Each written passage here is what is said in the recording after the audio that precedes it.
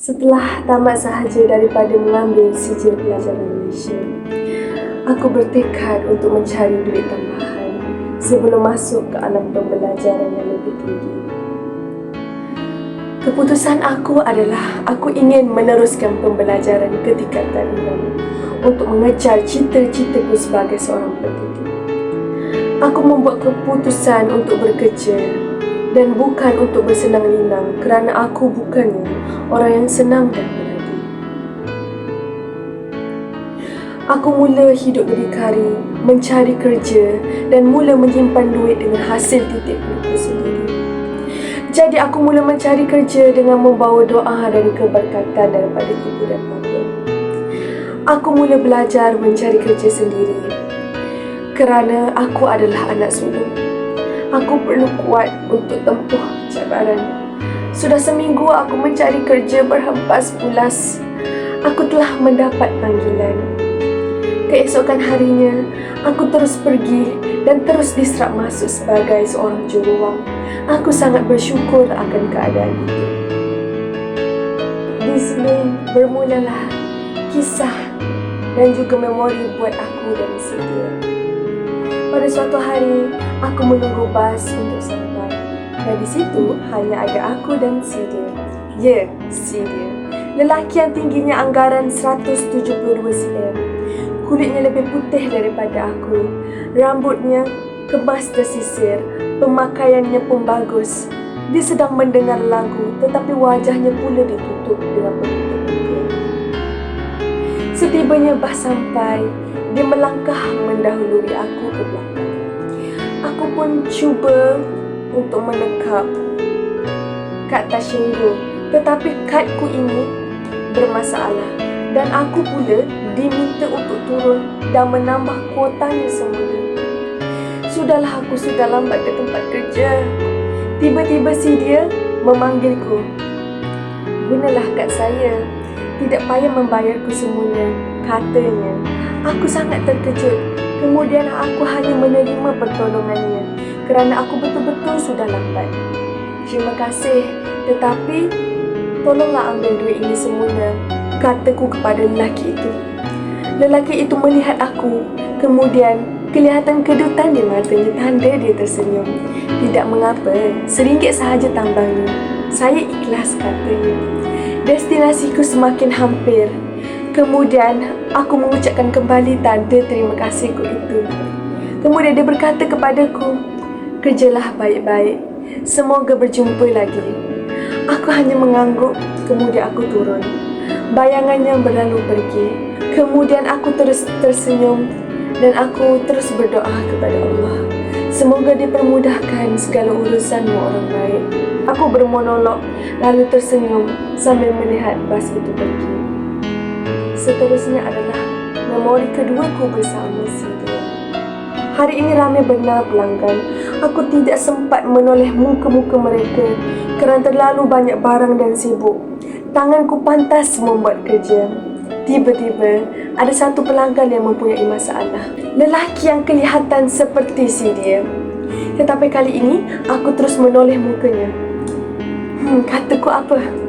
Kacak betul macam si dia hari itu. Tapi takkanlah dia pula, kan? Gumamku. Kemudian dia berkata kepadaku, alamak cik, duit saya tidak cukup. Boleh cik tunggu sebentar?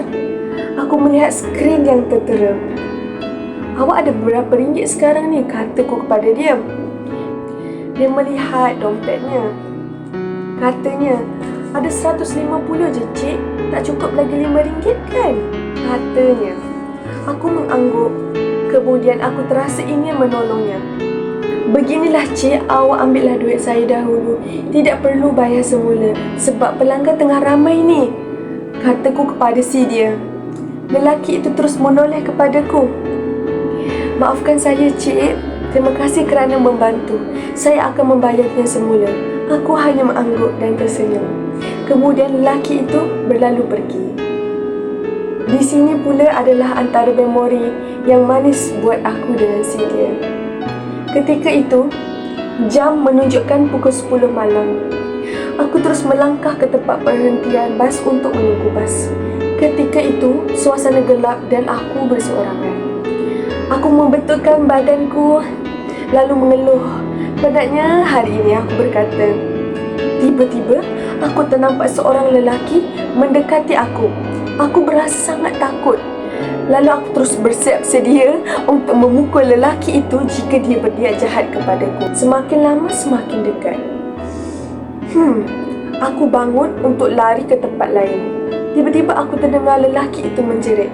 "Awak, tunggu sekejap." Aku menoleh. Ternyata lelaki yang kacak tadi. "Saya nak bayar balik duit awak tadi. Maaf, lambat sebab saya ada hal tadi." Lelaki itu menyerahkan duitnya kepada aku. Melihat aku tidak memberikan sebarang respon, dia bertanya kepada aku. "Baru balik kerja?" Aku hanya mengangguk. "Tunggu bas seorang diri saja. Bahaya ni," katanya. "Ya, tidak apalah kalau awak tidak bayar balik. Saya ikhlas." Lelaki itu menggeleng.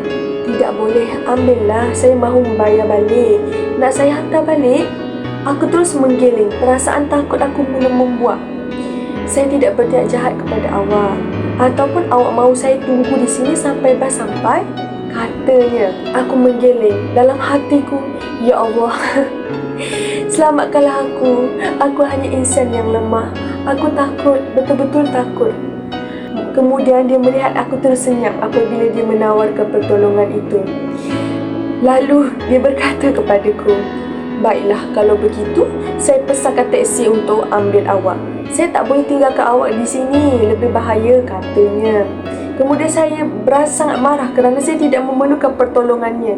Lalu saya berkata kepadanya, "Tidak perlu susahkan diri awak, pulanglah," kataku. Kemudian dia berkata semula kepada aku, "Saya pernah tolong awak hari itu dan hari ini pula awak telah tolong saya balik. Sekarang ini saya minta awak tolong terima pertolongan ini. Bahaya seorang diri di sini," katanya. Aku terkejut. Ternyata betullah lelaki kacak di depanku ini adalah seorang insan yang pernah menolong aku ketika itu. Selepas daripada tragedi dan memori yang manis itu, kami berkenalan dan pada awalnya hanya menjadi sahabat baik. Kemudian kami berdua ke peringkat yang lebih tinggi, iaitu menjadi suami dan isteri. Tidak aku sangkakan hanya berjumpa di perhentian bas, jodohku tertulis seperti itu. Dia lelaki yang sangat baik dan menjagaku dengan penuh kasih sayang. Aku memanjat kesyukuran kepada Allah kerana dipertemukan dengan lelaki yang telah ditakdirkan dengan hebat buatku. Aku telah menganggap ini semua sebagai pertemuan yang ditakdirkan. Sekian, terima kasih. Hai.